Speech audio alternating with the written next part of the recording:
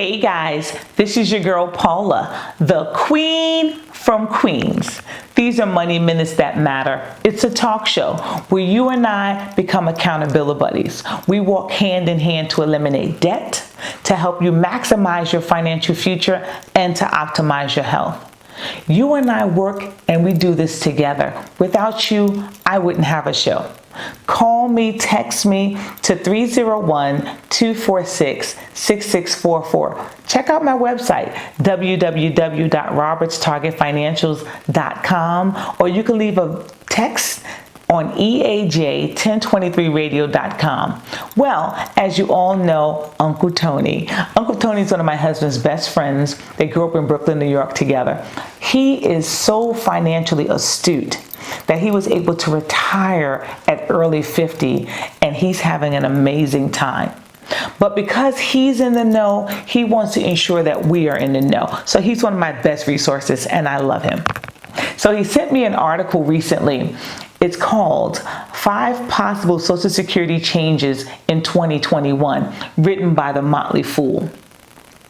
It says, there's arguably no program that bears more importance to the financial well-being of our country's seniors than Social Security.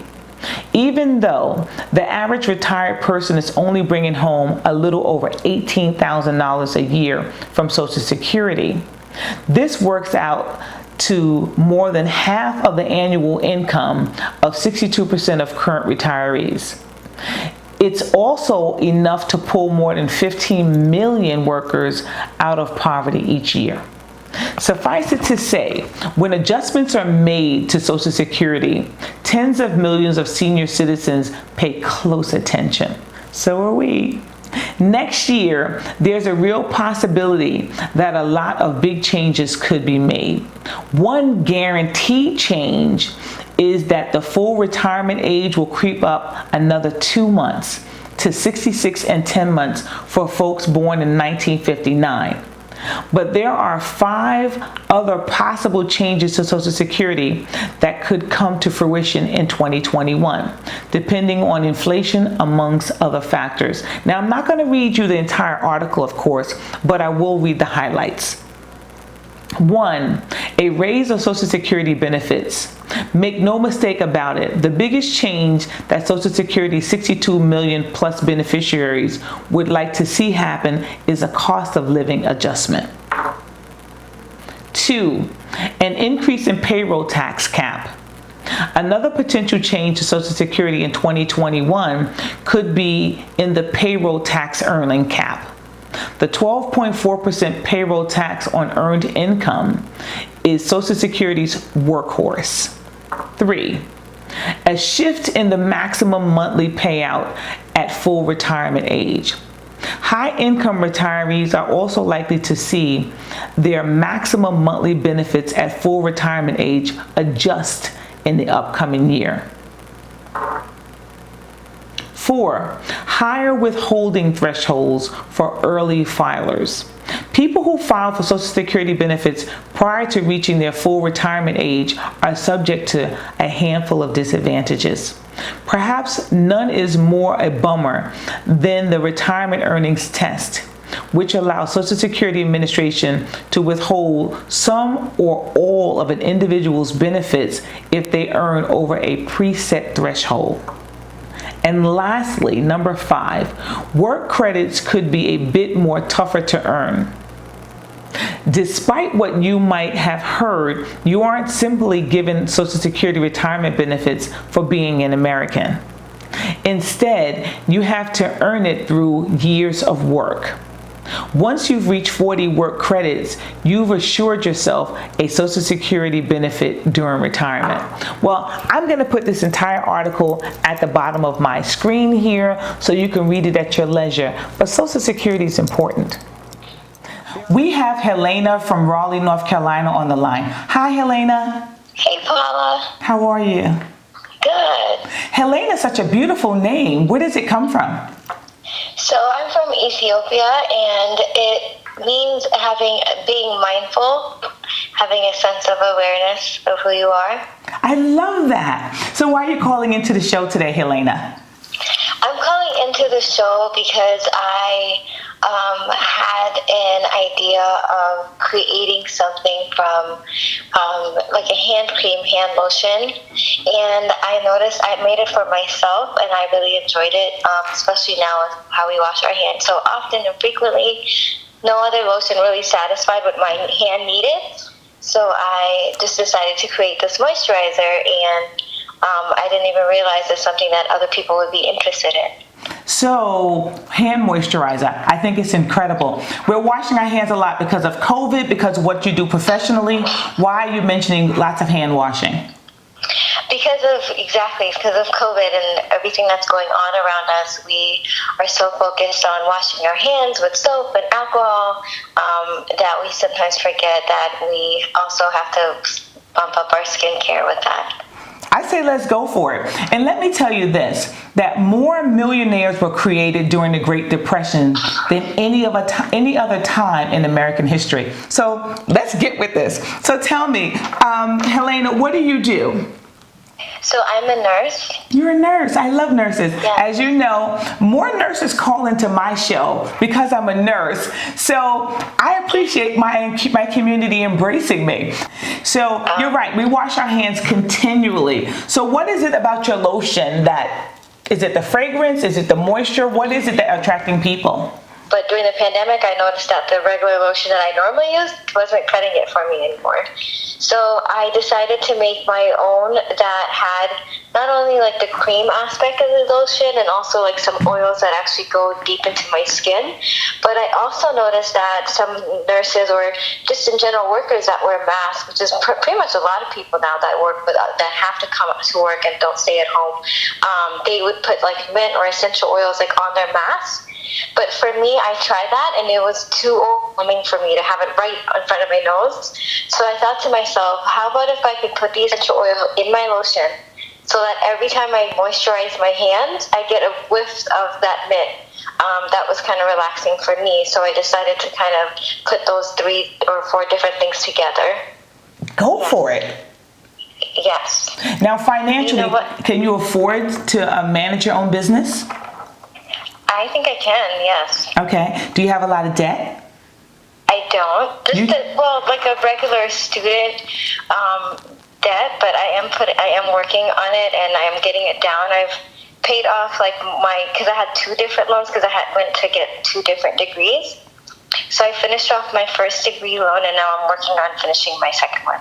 So how much student loan debt did you have originally, total? So I started out with about, it was about like $48,000. Okay, and how much have you paid off? So now I'm at $20,000. Hello, amazing. So you sound like a woman in focus, a woman who's well directed. You can afford to do a business. Okay, so what's the worst that could happen? The worst that could happen is I'll have 4 more bottles of lotion that I can use. So I say your decision's been made. I say you're going to do it. You're going to work hard at it. And everything requires improvement. Go for it. We have Brittany from Maryland on the line. Hi, Brittany. Hey, Paula. How are you? I am great. How are you? I'm doing well, thank you. What can I do for you today? Well, today I wanted to have a conversation about how to manage high student loan debt and affording for some of the financial goals that I'd want to get to the next year or so. Okay. Well, you know me and student loan debt. I know. $1.6 trillion. It's so much. And you know what's interesting too is that the last call I just hung up with, she's starting a business, and I forgot to tell her that we have, as African Americans, a buying power of $1.3 trillion. So if we get you out of student loan debt, you're empowered to do whatever you want to do, okay? I can't wait. Okay. That's my goal. So what are some of your goals? Well, I I was thinking of possibly going back to school. I'm currently a registered nurse, and I'd like to go back to school to obtain either a master's or possibly even a doctorate of nursing practice, because maybe 5 to 10 years down the line, I'd like to open up my own mobile health clinic that serves minorities in communities that have like low socioeconomic status or just unable to have equal and fair access to health care. Planning it all and being financially in the right place, and that's where I'm struggling. No, that's okay. That's okay. So how much student loan debt do you have? I have $94,000 in debt, student loan debt. Ouch. Yeah. Wow. Where did you go to school? Princeton, Harvard, Yale? Where'd you go? So I have 3 degrees. So I went to undergraduate. I got loans from my undergraduate institution, and then I went to George Washington University for my master's, and then my nursing degree. So it's the GW portion, which is really hitting me right now. Wow. I know. GW in Washington, D.C. Total was around 60. I only had to take out about $30,000 in loans because the hospital that I'm currently employed at paid for half of it in order for me to work for them for 3 years, which was a good opportunity. Absolutely. But my master's, that one was expensive. That's about maybe 50. Yeah, I had loans starting from freshman year of undergrad. Okay, well, you know what? It doesn't matter where you start. It's a matter of where you end up. So let's talk about student loan debt. Do you have any other debt? Credit cards, cars, mortgage, any other debt? I do have one active credit card that I use. I have a few others that I had used to pay off maybe for furniture or for I got an Invisalign, but I paid those off and those are all at zero balance, but I have one that actually has a balance. I was able to use some of my savings because of some very helpful advice and get that down. Now I'm around maybe $200 on that card. Okay. So from 3,600. So okay. Good portion. Okay, I'm loving hearing that. So, Yeah. Miss Nurse, when you get paid soon, $200 is going to be gone, right? Yes, ma'am. Okay, so we're going to get rid of all credit card debt. And how old are you, Brittany? I am 30. You're 30. I love that. 3 decades. 3 decades. Wow. So are you also saving for retirement? So yes, I have my hospital's 403 plan. I gotta tell you, Brittany, I love everything about you. Okay. Thank you. I need it. Well, let me tell you, right? So you're planning for your retirement. People are saying, oh, you should pay yourself first. Forget about your debt. You got to keep amassing money. That's not my philosophy. And the reason being is if you have debt, you're paying someone else in terms of interest. The longer you have the debt, the more interest you pay. So I do agree with paying yourself first. And we do that in the form of retirement and having some savings and sometimes going on a nice vacation. But for me, getting rid of debt is first. And I'm loving your 403B plan, which is for nonprofit institutions, because have you looked at it lately? Maybe 2 weeks ago, 3 weeks ago. Okay. So I just looked at mine yesterday at the advice of my financial planner. And in January, I was at a set amount. And with COVID, it all went down. Everything started fluctuating. When I looked at it yesterday, it is beyond what I had the end of January. I lost no money with COVID. Wow. Okay. Yeah. I need to go check mine. Yeah, you should. Because the nation's economy doesn't necessarily say where our stock market is. The stock market's still doing well. Okay. So I love that. I love your Roth. I love that you have a savings. I love that you're investing in your 401k. But I don't love that you have student loan debt of almost $100,000. I know. It's so much. It is a lot. But what's your plan of attack for that? What are you doing about that? Well, it's a little hard right right now to figure out my original plan, what I had been doing. I used to work 2 jobs.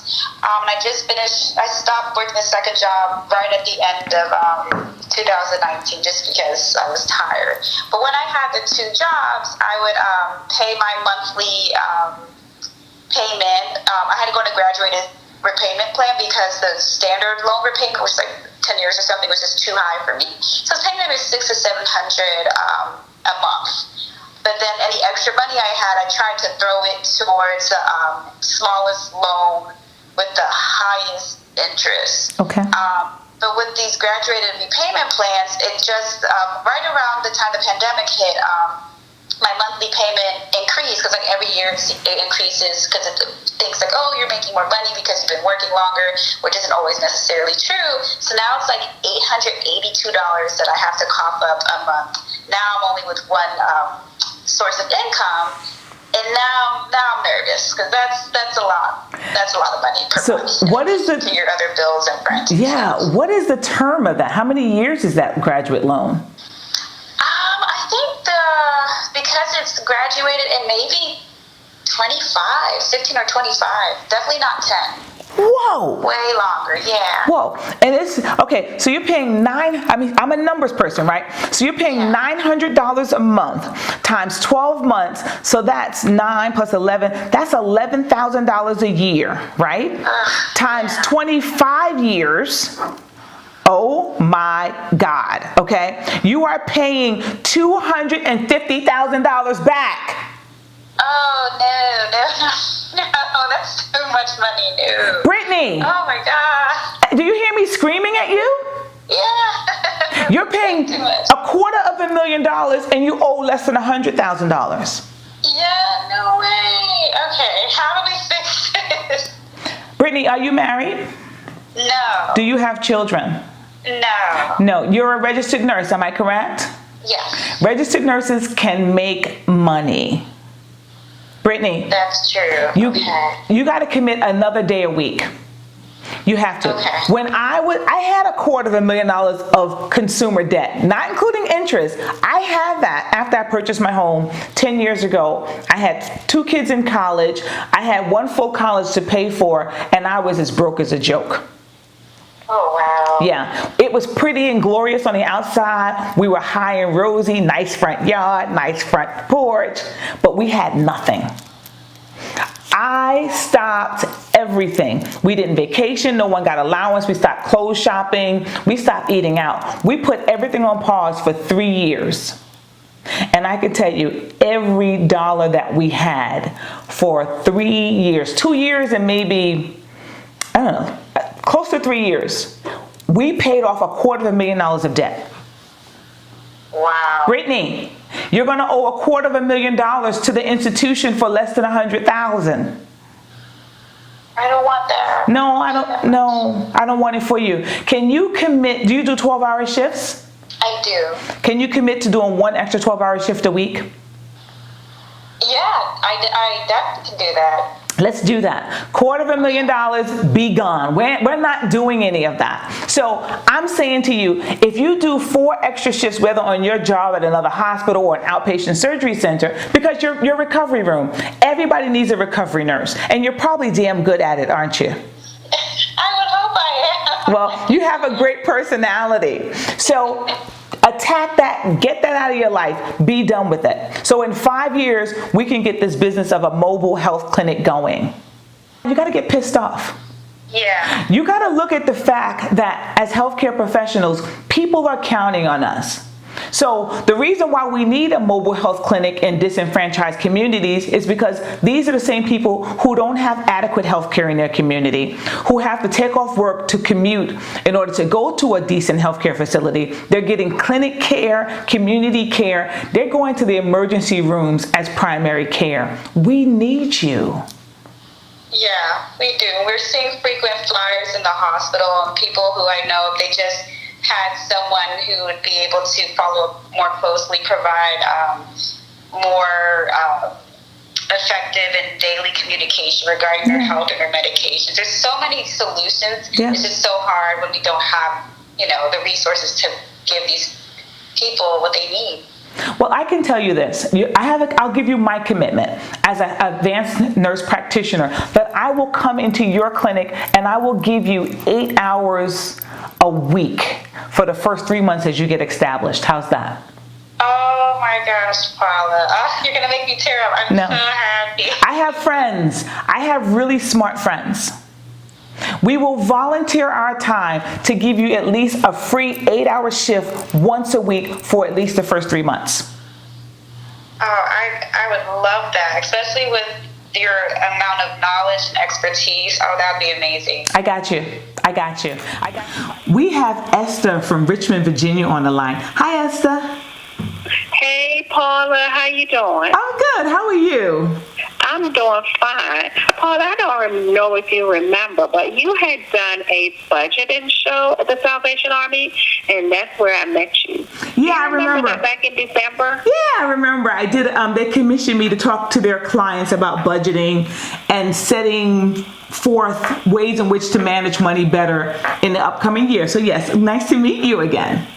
Thank you. I found that very informative. It was really great. I appreciate that. What can I do for you today, Esther? So, Paula, my husband and I, we paid off our mortgage. And then my husband canceled his life insurance. Okay. Was that a smart thing for him to have done?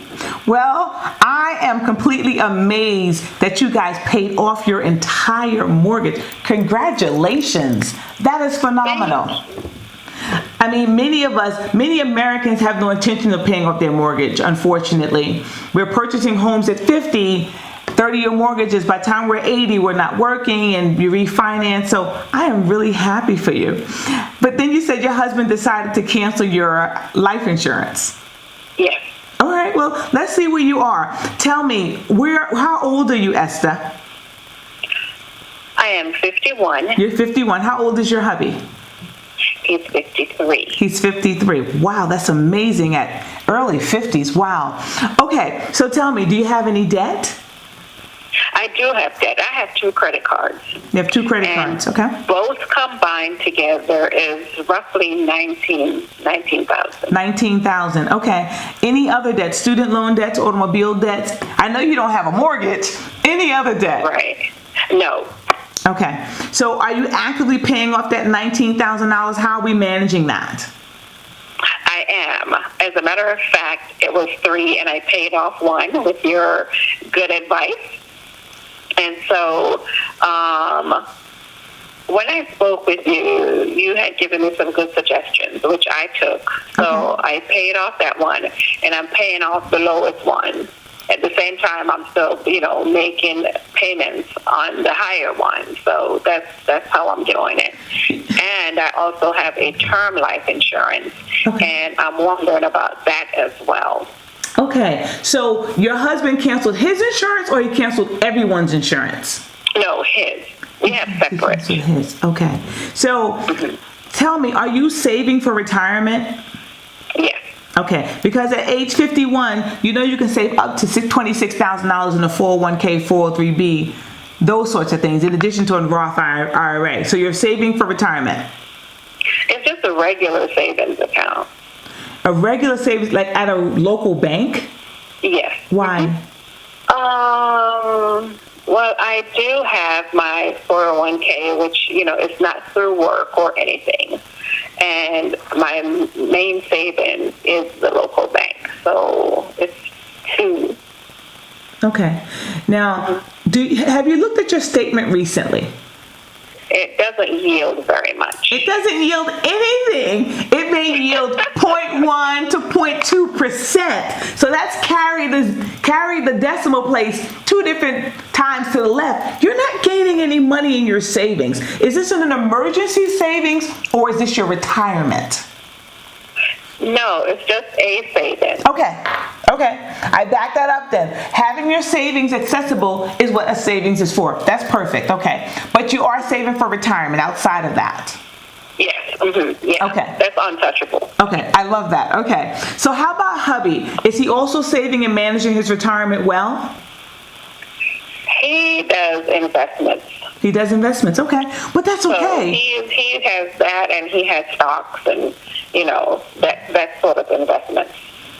I can't knock anything that the two of you are doing, largely because you guys appear to be really good money managers. You paid off your home, you're saving for retirement, he's saving aggressively for retirement. He canceled his insurance. Insurance is there to cover those who you love and you leave behind once you're no longer here. So if he's in a position to self-insure, I say that's okay. Let's just say 53, if 10 times his salary is, I don't know, $50,000 a year times 10, if he can self-insure himself for $500,000, if he's not here, it's not a bad thing. I mean, you guys are amazing. Are you guys budgeters together? Together and then separate. I'm not mad at you. That's a lot of our reality. It doesn't make it bad. It works. Listen, your husband is amazing. Let me suggest to you that you make him a wonderful dinner and you tell him how much you love and appreciate him. How's that? We have Michelle from Hackensack, New Jersey on the line. Hi, Michelle. Hi, Paula. Thank you for answering my call. Absolutely. A question for you. How are you? I'm good. Thank you for asking. I'm glad. I'm so excited about you answering my phone call. I overstepped myself. So I received PPP well after going back to work. And my question is, should I pay off debt now that I have relief? Okay, so COVID-19 struck us all in March, early March, and everything shut down. So what kind of business do you have, Michelle? I am a hairstylist. You're a hairstylist. And we received notification of shutting down on my birthday by 5 p.m. Ooh, when was your birthday? March 23rd. Ooh, sorry. I would have preferred a cake. Memorable thing I will have for my birthday. Exactly. Cake, wine, a trinket, not COVID-19. Sorry about that. Not at all. So how long have you been in the hairstylist business? I've been in the industry for 26 years. Oh, that's wonderful. And you have a large clientele, I'm hoping? Yes, I do. Okay. So are you allowed to reopen back there in New Jersey? We just recently reopened, and I'm in like a loft or a suite situation, and we can only have one client in at a time. I used to could have like 3 people essentially at a time because I had 2 dryers in my loft plus my styling chair, so we could almost play like musical chairs. And now I'm down to 1 person. Ooh, so you're at about for a service. So you're about 25 to 33% capacity. Correct. Ooh, that's huge. So you said you did receive the PPP though, Paycheck Protection Plan? Yes, I did. Okay, and that came how many months after did you mention? 3 months. 3 months after you stopped working. So wow. So that's a major impact for a family, an individual, and for a business. Yes. Wow. So you're asking me, should you now pay off your bills now that you have this money? Correct. Well, I can tell you, I personally don't believe that COVID's going to go away like poof. I don't think so either. I mean, typically, this can be around for up to a year. So we're looking at an additional 6 months or more. There are no answers to this. The vaccine in Russia may or may not be something that's been verified.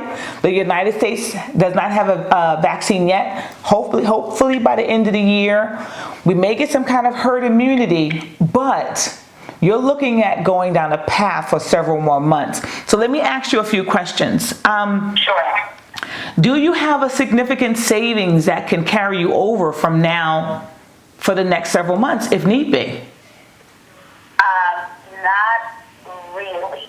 Not really? Not really. Not enough that would carry me that I would feel like, okay, if I had to take another breather, I would be okay. No, Okay. not significantly enough. Okay, so you were able to manage somehow with your family during the time of the pandemic before you got your PPP. What kind of bills are we looking at, Miss Michelle? I'm looking at like the house being able to contribute to our household as a whole, and then I had some credit card debt that I was in the process of paying off, and then COVID happened, and so all the interest rates have gone back up, and nothing has been like put on pause. So it's those kinds of things. Plus, I have a student loan that I will definitely have to start paying back very soon. Okay, so let's back that up a little bit. Student loan debt. How much student loan debt do you have? I have about $12,000. $12,000. Is any of that federal money? Yes, it is federal. Okay, Most of it is federal. So now that we're going into the beginning of September, you know that it's been on pause until the end of September. Has your loans been on pause? Yes, my loans have been on pause. Okay. But I know the time is about to knock on my door. Well, maybe not. A couple of emails. Hello. Yeah, but maybe not, because President Trump is looking to extend that. Congress is in a battle with the Senate as to how to proceed with trying to cover Americans. More than 44 million Americans apply for unemployment. So the $600 that they were getting each week, in addition to their regular payments, has now been completed as of the end of July. But what do we do now? And they're looking at 40 to 50% of all the jobs that were lost during this pandemic may not return. So I'm believing that the federal government, namely our president, Mr. Trump, will increase that student loan where there's no interest or no payments need to be paid for several months. So I wouldn't worry too much about that. Let's talk about your credit cards. How much credit card debt do you have? I have close to between $2,000 and $2,500. Okay, $2,000, $2,500. So have you called your creditors? Yes, I have. So we're working on some payment arrangements to get that taken care of. Okay, and you've arranged with them to pay what you can afford, not what they're telling you? Correct. Okay. Fortunately, I'm an adult enough to make those kinds of stances. Before, I would have been like, okay, whatever. It's like, I can't right now. No, and knowledge is power.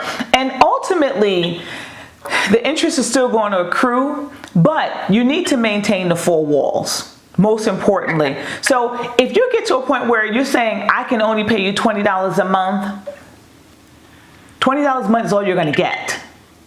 You know, Maslow's hierarchy of needs: food, shelter, clothing, transportation. You need transportation to get to and from work. You need food to live. Clothing, no one needs clothing during COVID. No one. We're not going anywhere, so you don't need to buy new clothing. But housing, right? The roof, the expenses, the lights, the water, the gas, those things are very much required. That's what you need to focus on. Everything else is minimum credit card payments, student loan debt. Right now, that's on hold. Yeah, I'd encourage you to pay off your household expenses, and whatever money you have remaining, I'd bank that. Okay. Well, thank you for calling me, Michelle. I thank you so much for your advice and answering my questions. I really appreciate it. You have a great day. You do the same. Thank you. All right, bye-bye. This has been another amazing show. I'm thankful to you. With you and I working together, we're going to knock this disease of debt out the box. We got this. We will not be beholden to what the financial institutions say we can and cannot do with our money. On that note, I want you guys to now look at your 401k investment plans. Okay, so we know with COVID-19, it's been horrible. And I've been saying the economy doesn't necessarily determine how the stock market is moving. So I had a meeting with my financial advisor. If you go back to my May show, you'll hear him talking. His name is Mr. Antoine Harris. Had a meeting with him the beginning of August, and we talked about where my husband and I stood this year and projected changes into next year. So we talked about our financial situation. At that point, we had earnings of less than 0.5%. Okay, We weren't down, so I was okay with that. But I recently looked at my 401k plan. Actually, it's a 403b. And I am up beyond where I was in the end of January of 2020. In spite of COVID, in spite of the fact that Congress is digging us out of a hole because more than 40 million Americans had to apply for unemployment benefits. And we all know that almost half of those jobs that are lost may not return. We're in a devastating position as an American financial system. People are hungry. People are not going back to work. Schools have opened. Some are now closing because of positive testing of students and staff. It's going to get more trying until we get a vaccine or some sort of herd immunity. We're in this for the long haul. So it doesn't necessarily mean because our nation's financial situation is dire that the stock market is. Check out your 401k, your 403bs, your SEP IRAs, your Roth IRAs. See where you are. You may be lucky. More millionaires were created during the Great Depression than any other time in American history. Why? Because people recognize the need when it's at its greatest point, and they meet those needs. So you have these nurses who, one, wants to create a lotion or some kind of emollient for us as healthcare providers, and she could potentially expand it to the entire American or international population. Then you have this other nurse who recognizes the needs of the disenfranchised. People who cannot afford to have access to healthcare. This is major. About $11,000 per individual household goes towards healthcare costs. It could be premiums, out-of-pocket costs, co-pays, those sorts of things. People don't have access. And people who don't make a lot of money have to take off work. They have to have transportation, all of this to go to other sources outside of their communities. Having a mobile clinic can help people avoid having chronic disorders. Let's take high blood pressure or diabetes, for instance. Diabetes is wicked. Diabetes can affect every end organs. Causes heart attacks, strokes, peripheral vascular disease. It causes kidney disease. It's incredible how it devastates the body. You have patients who have peripheral vascular disease because of diabetes. They may have a diabetic ulcer leading to a toe amputation, leading to a foot amputation, leading to a leg amputation, and so much more. Imagine if you educated that person within their community, helped them to get the medication, and helped them to manage their diabetes on a lower level, then they can be maintained within their community. They can continue to work. They can continue to feed their family. They can continue to benefit those that love them and who they love. We can do this together. There's enough of us out there so each one can reach one and we can become a success. Remember, this show is primarily sponsored by EAJ1023radio.com. I love you. Faith conquers fear. Just do it anyway. Have an amazing day. Roberts Targets Financial is not a certified professional service of finances, brokers, accountants, taxes, insurance, or legal. We research the advice that is given to provide the most accurate, up-to-date information. This information is designed to work in conjunction with your information. All information is suggestions. We recommend that you consult with a trusted licensed professional for your specific decisions. All information is for general purposes. We are not liable for any losses or gains. We accept no responsibility for any decisions made after participating on or from listening to the show or from Roberts Targets Financials. If you like this episode, hit the subscribe button.